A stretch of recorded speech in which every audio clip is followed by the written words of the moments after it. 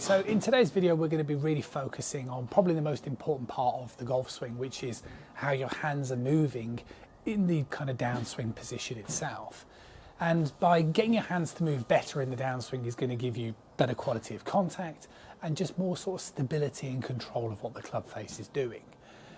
So just first of all, if we talk about the sequence of the events, that you would have the backswing position, and in my opinion, as you start the downswing, you want to really be thinking more about sort of rotating your body to your lead side.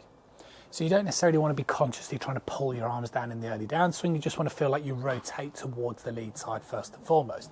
But the key area, and we see this, the difference between pros and amateurs, and I see this with a lot of students that I get the chance to meet, both through that door and online, is what do you do from here? Now what the pros do between, should we say, lead arm when it's parallel to when the club's parallel, is the hands take a much more direct route over the golf ball. Okay, and what this does is this then gives them the ability to release the club and have a post-impact position where the hands are always staying in front of the club head. Now what happens with most amateur golfers between this position is that the hands don't take such a direct route and the hands start to take a much wider route. So if you like, more of a casting motion like so. And what this lends itself to is an impact and post-impact position where the club head is overtaking the hands. That's the kind of thing that we necessarily want to be avoiding. It starts to do things like add loft, miss towards the left-hand side potentially, and just miss hit. So what we need to do, and what you need to do, is you need to think about, okay, well, how are we going to find a way to get the hands to work in, shall we say, a narrower arc coming in towards this sort of impact area as opposed to such a wider arc? Well, the first one is just a really nice analogy. And it actually was inspired, something you'd have heard before, but it was inspired by a recent comment on the YouTube channel. Apologies, I can't recall who exactly it was. I did have a look through, but couldn't find it. And what you want to do is you want to turn the golf club to the side. And Pete Cowan used to talk about this as like an axe drill, which is a really good analogy. So if you turn the club to the side so that, like so the club is pointing, and the top line of the golf club is pointing towards the target where you want to go to.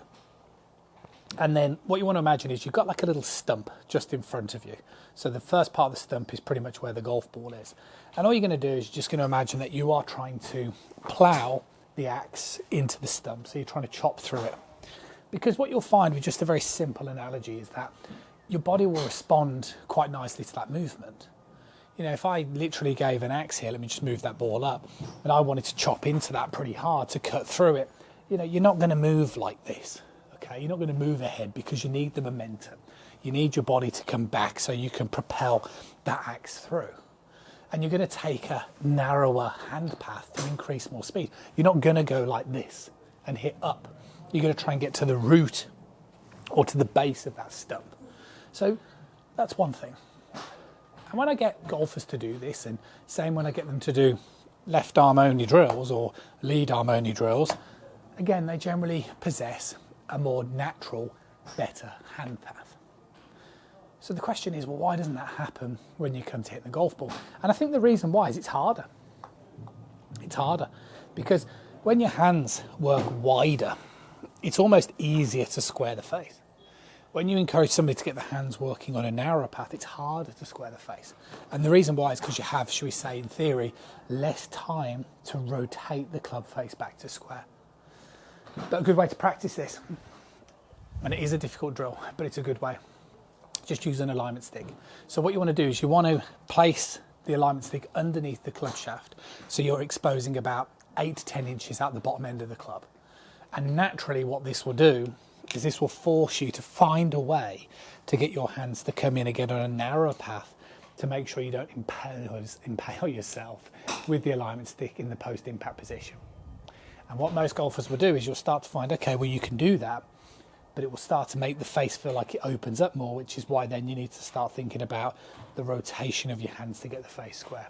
And try and hit a few shots. Just do a few little short shots to get started with, and then progress that exercise up. But this isn't the kind of drill. This is definitely not the kind of drill that you're going to walk into a practice session and just start to notice instantaneous results. It will take time. And like I said, it's because it's complicated. But as time goes on, and as you'll see from the journey on the channel, you can start to get the feeling of getting these hands forward And then you can start to learn how to rotate your body upward, so you can start to get the best of both worlds. Because to be able to compress that golf ball and to get the maximum distance, you need to get the feeling of the hands going forward and the body kind of going upward to create this shallowing hit to produce a really efficient spin, a really efficient club delivery. And that's the direction where I'm always trying to take you guys onto the channel.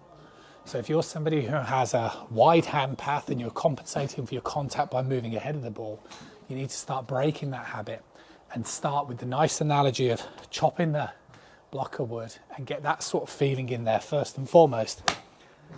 But also remember to do the really good practice behind the scenes by using the alignment stick. And I promise you, things will improve, and I know it will because I see this on a day-to-day basis with online students that I work with. Go and practice. I'll see you guys again really soon.